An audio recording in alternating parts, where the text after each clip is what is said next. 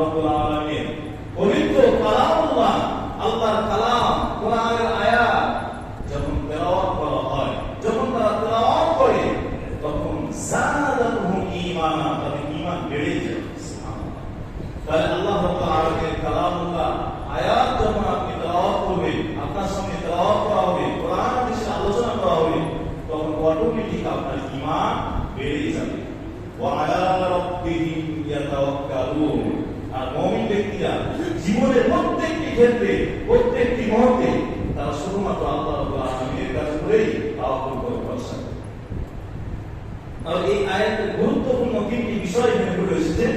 একটি হচ্ছে মুমিন ব্যক্তি যখন আল্লাহর জিকির করে, আল্লাহকে স্মরণ করে, তখন তাদের অন্তরটা ভয়ে কেঁপে ওঠে।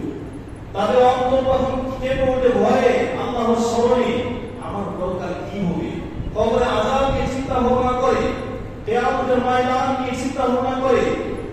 এই সমস্ত বিষয় নিয়ে মুমিন ব্যক্তি যখন চিন্তা ভাবনা করে, তখন তার অন্তর কেঁপে ওঠে ভয়ে। আর যখন তাদের সামনে কোরআন এবং সহিহ হাদিস আলোচনা হয়, যখন তারা আল্লাহর কালামুল্লাহ, আল্লাহর আয়াত তেলাওয়াত করে, তখন তাদের ঈমান বেড়ে যায়।